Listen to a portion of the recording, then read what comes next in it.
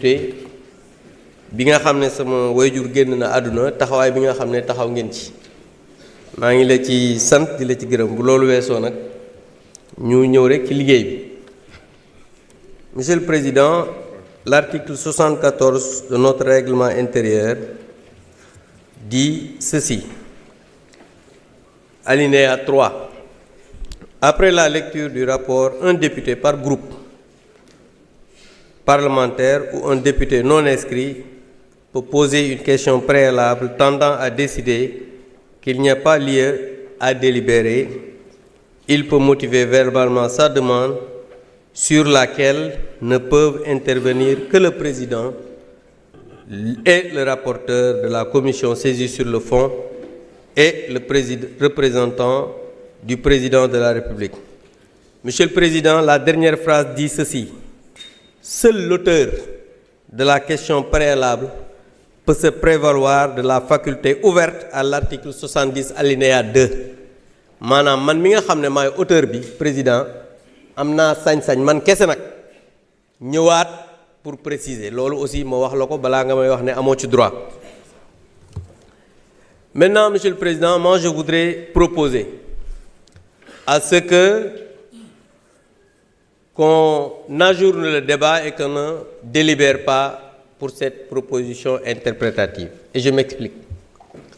D'abord, une proposition de loi interprétative, la personne notre collègue qui propose cette loi, ne devrait pas faire cela parce qu'au moment du vote de la loi portant amnistie, il n'était pas législateur. Et quand on n'est pas législateur, on ne peut pas interpréter une loi qu'on n'a pas votée. Ça, c'est un. Deuxièmement, s'il vous plaît, calmez-vous, mes chers amis. On est encore là pour toute la journée. Vous avez le temps de discuter. Top nopilen. Donc, Monsieur le Président, d'abord, sur la forme toujours, on nous a fait une proposition, notre collègue a fait une proposition d'amendement, qui n'est pas un amendement, mais qui est un contre-projet. Parce que ce qu'il devrait faire, c'est de retirer la mauvaise loi qu'il avait introduite, parce que dafa juum mais ñëw def amendement te loolu contre-projet la mu tuddee ko amendement, ce qui est illégal. Et Tafsir Thioye il a dit, parce que l'objectif c'était seulement de bloquer l'initiative de notre collègue Thierno Alassane Sall. C'est dans la précipitation qu'ils ont colmaté quelque chose pour venir déposer. Ils se sont rendus compte qu'ils se sont trompés, ils ont voulu faire un amendement alors qu'ils ont déposé un contre-projet pour wane taf yëngal bi nga xamante ni ci la ñu nekkal.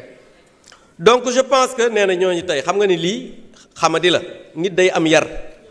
Donc juste pour dire que je rappelle que cette loi d'amnistie, encore une fois, waruñu délibérer. Pourquoi? Parce que moi j'étais le président de groupe à l'époque bi ñuy porter cette loi d'amnistie. ñi nekk fii ñëpp dañu nekk fii di wax mais xamuñu sax lu xew. Et je défie le président de groupe d'alors, muy Birame Souleye, de me répondre que cette loi n'était pas pour apaiser, que cette loi du am ñoo xamante ni seeni kilifa ñoo ko demandé. Parce que nag aussi wax loo xamul ci waane la bokk te ñii nekk fii dañuy wax mais xamuñu lu xew xamuñu loi bi nan lañ ko defee woon. Et je pense que xam nga nit moom soo xamul ñu lay waxloo di la binduloo ci juum ngay dëkk. Donc je demande à ce qu'on ajourne le débat. Je vous remercie. Merci, honorable. Monsieur le Président de la Commission des lois, vous avez la parole.